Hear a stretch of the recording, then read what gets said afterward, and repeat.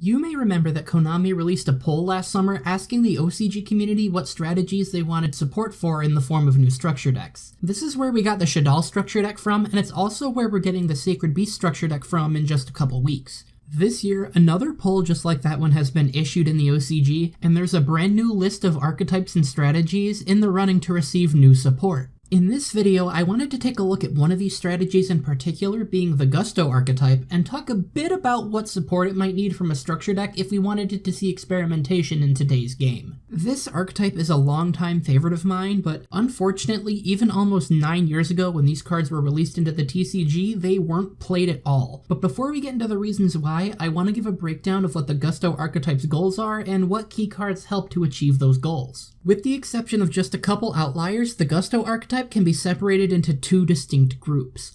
On one hand, you have weak monsters that can float into one another in some fashion, each with its own unique condition for how it goes about doing so.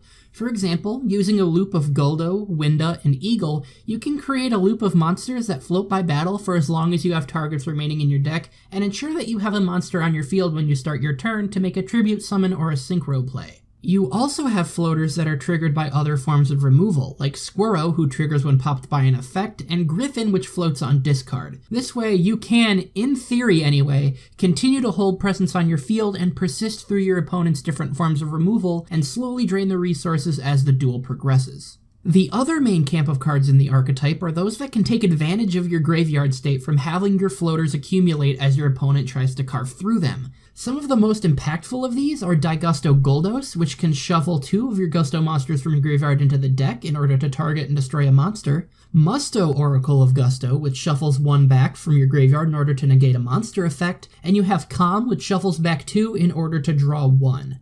Also worth mentioning is Pilica, which is currently the most recent piece of support that can special summon a Wind Tuner from the graveyard on its summon, in addition to being an E-Tele target.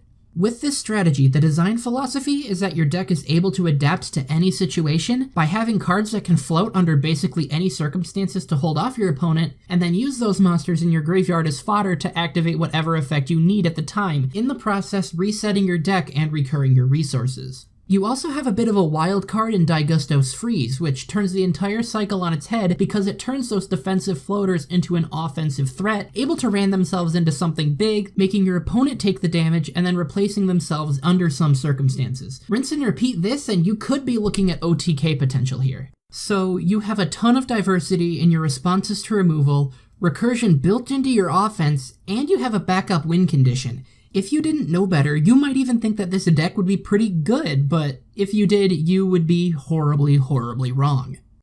The first glaring issue is that pretty much every monster effect at your disposal in this archetype is spell speed 1. This means that if you decide to use your resources for offensive plays, you're left vulnerable because your cards like Guldos and Musto are just sitting ducks. The only moves you can make are on your own turn, and more often than not, you're using your floaters as resources to make plays to get these bigger monsters, which leaves your board vulnerable for your opponent to swoop in and take you out. Without any forms of disruption, they're completely unhindered as far as what boards they can make, able to set up plenty of removal to your monsters and negations for what floaters you may still have, and that leaves you in a pretty bad spot. The next problem this deck has is your reliance on your normal summon to give yourself an offensive edge. Because of this, you're really limited to what you can put on the board at one time, and that's going to make it hard to break the boards that your opponent sets up. With the broad diversity of monster effects at your disposal, it's true that you can out just about anything, but the problem is you can't out everything. Assuming you can play through your opponent's disruptions and negates, which, spoiler alert, you can't, since you're only adding 1 monster to your board as a normal summon, you're only able to take out 1 or 2 cards in a given turn. During a slower format, this might be okay, but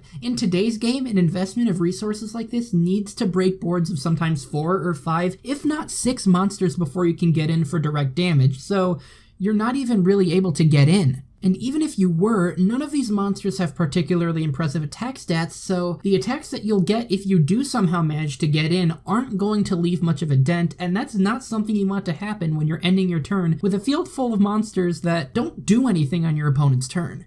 And that's going to bring us to problem number 3, and that's while you have a diverse arrangement of floaters, most of them are sorely lacking in the flexibility in their own right. Now, what do I mean by this? Take a card like Reborn Tengu, for example. It reads, quote, If this face-up card leaves the field, special summon 1 Reborn Tengu from your deck. This card really doesn't care how it leaves the field. If it's destroyed, if it's bounced, if it's banished, if it's tributed, whatever. This effect will activate, allowing it to summon another copy. Now, compare an effect like that to the effects that the Gusto archetype offers. Squirrel only activates when destroyed by a card effect, Eagle only activates when destroyed by battle, Kamui has to be flipped, and the others kind of follow suit. Each card has its own niche, but that comes with 2 main issues. The first being that your opponent can just pick a removal option for every card that won't trigger its effect, and then you get OTK'd and it's game over.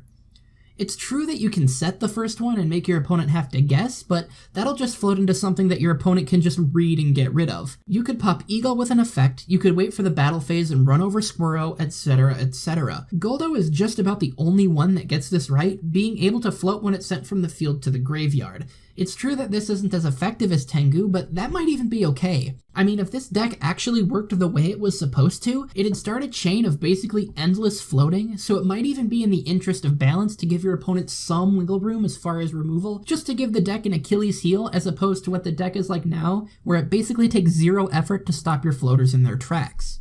So what can Konami do to fix these problems? Well, the first thing I came up with would be something to the effect of Orchestrated Babble, which can turn all of these slow, spell speed 1 effects of your monsters into potent disruptions or extra draws. In tandem with potential new monsters that can utilize your graveyard resources to mimic effects like DD Crow or Chaos Sorcerer, this would give your board some presence on your opponent's turn. This way, you're not discouraging the use of cards already printed, but you're actually providing support for an existing strategy. Kind of in that same vein of supporting what the archetype already has, it might be cool to see an effect that can transform your opponent's forms of removal. Something that can take destruction by battle and treat it as destruction by card effect and vice versa, just so your less powerful floaters will be able to be triggered more consistently and make it harder for your opponent to stop that loop. Another thing that might be interesting for the deck is to see the deck embrace the playstyle of only putting a monster or 2 on the board at a time by making that investment able to be cashed in for a kind of Gusto Towers, which can hold its own on your field by itself without needing an enormous board full of monsters. Then to tie it into the archetype even more, maybe even have it use your graveyard resources to be the fuel for its built-in protection or to provide more of offensive capability. On the other side of the spectrum, you can invest more in this freeze strategy, making it easier to vomit small monsters out of the field and focus on playing through your opponent's disruptions so you can get to the battle phase and OTK. They've sort of begun to go this route with cards like Dust Storm, which prevents your opponent from responding to your attacks, but they just had to make it a trap, and the deck has nothing to help you in the main phase while you're setting up.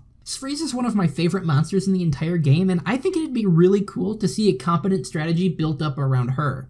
Overall, the Gusto archetype has a really uphill battle in competitive Yu-Gi-Oh!, and I hope that this strategy gets the love that I think it deserves. We should be seeing the results of the OCG poll in just a few days here, and we'll see whether or not the Gusto archetype will actually have its time in the limelight. But for now, let me know what you thought about this video in the comments below. If you have any other ideas as to how to breathe new life into the strategy, go ahead and leave a comment, leave a like, and subscribe to the channel. Thank you all so much for tuning into this discussion, and I'll see you all next time.